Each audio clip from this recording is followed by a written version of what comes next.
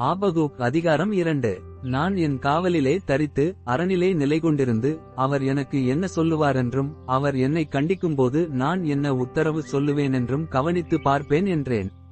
அப்பொழுது கர்த்தர் எனக்கு பிரதியுத்தரமாக, நீ தரிசனத்தை எழுதி அதை கடந்தோடுகிறவன் வாசிக்கும்படி பலகைகளிலே தீர்க்கமாக வரை.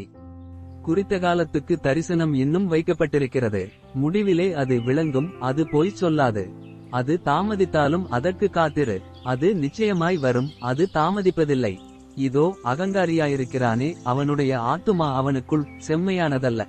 தன் விசுவாசத்தினாலே நீதிமான் பிழைப்பான். அவன் மதுபானத்தினால் அக்கிரமம் செய்து அகங்காரியாகி வீட்டிலே தரியாமல் அவன் தன் ஆத்துமாவை பாதாளத்தைப் போல விரிவாக்கி திருப்தியாகாமல் மரணத்துக்கு சமானமாய் சகல ஜாதிகளையும் தன் வசமாகச் சேர்த்து சகல ஜனங்களையும் தன்னிடமாக கூட்டிக் கொண்டாலும் இவர்களெல்லாரும் அவன் பேரில் ஒரு பழமொழியையும் அவனுக்கு விரோதமான வசை சொல்லையும் வசனித்து தன்னுடையதல்லாததை தனக்காகச் சேர்த்துக் கொள்கிறவனுக்கு ஐயோ என்றும் அது எந்தமட்டும் நிற்கும் என்றும் அவன் தன்மேல் களிமண் சுமையையல்லவா சுமத்திக் கொள்கிறான் என்றும் சொல்லுவார்கள்.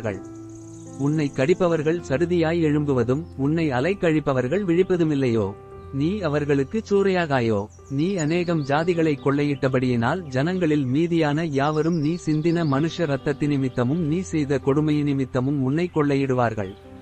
தீமையின் வல்லமைக்கு தப்ப வேண்டுமென்று தன் கூட்டை உயரத்திலே வைக்கும்படிக்கு தன் வீட்டுக்கு பொல்லாத ஆதாயத்தை தேடுகிறவனுக்கு ஐயோ!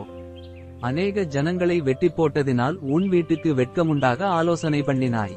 உன் ஆத்துமாவுக்கு விரோதமாக பாவம் செய்தாய். கல்லு சுவரிலிருந்து கூப்பிடும், உத்திரம் மச்சிலிருந்து சாட்சியிடும். இரத்த பழிகளாலே பட்டணத்தை கட்டி அநியாயத்தினாலே நகரத்தை பலப்படுத்துகிறவனுக்கு ஐயோ! இதோ ஜனங்கள் அக்கினிக்கு இரையாக உழைத்து ஜனங்கள் விருதாவாக இளைத்து போகிறது கர்த்தருடைய செயல் அல்லவோ? சமுத்திரம் ஜலத்தினால் நிறைந்திருக்கிறது போல் பூமி கர்த்தருடைய மகிமையை அறிகிற அறிவினால் நிறைந்திருக்கும். தன் தோழருக்கு குடிக்க கொடுத்து தன் துருத்தியை அவர்களண்டையிலே வைத்து அவர்களுடைய நிர்வாணங்களை பார்க்கும்படிக்கு அவர்களை வெறிக்க பண்ணுகிறவனுக்கு ஐயோ! நீ மகிமையினால் அல்ல இலச்சையினால் நிரப்பப்படுவாய். நீயும் குடித்து விருத்த சேதனமில்லாதவன் என்று விளங்கு. கர்த்தருடைய வலதுகையில் இருக்கிற பாத்திரம் உன்னிடத்திற்கு திரும்பும். உன் மகிமையின் மேல் இலச்சையான வாந்தி பண்ணுவாய். லீபனோனுக்கு செய்த கொடுமை உன்னை மூடும். சிந்தின மனுஷ இரத்தத்தி நிமித்தமும் தேசத்திற்கும் பட்டணத்திற்கும் அதன் குடிகள் எல்லாருக்கும் செய்த கொடுமையின் நிமித்தமும் மிருகங்கள் செய்யும் பாழ்கடிப்பு உன்னை கலங்க பண்ணும்.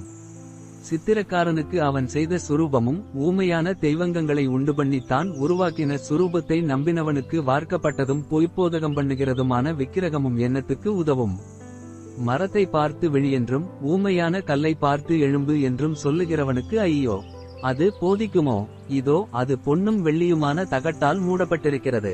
அதற்குள்ளே சுவாசம் இல்லையே. கர்த்தரோவென்றால் தமது பரிசுத்த ஆலயத்தில் இருக்கிறார். பூமியெல்லாம் அவருக்கு முன்பாக மௌனமாயிருக்க கடவது.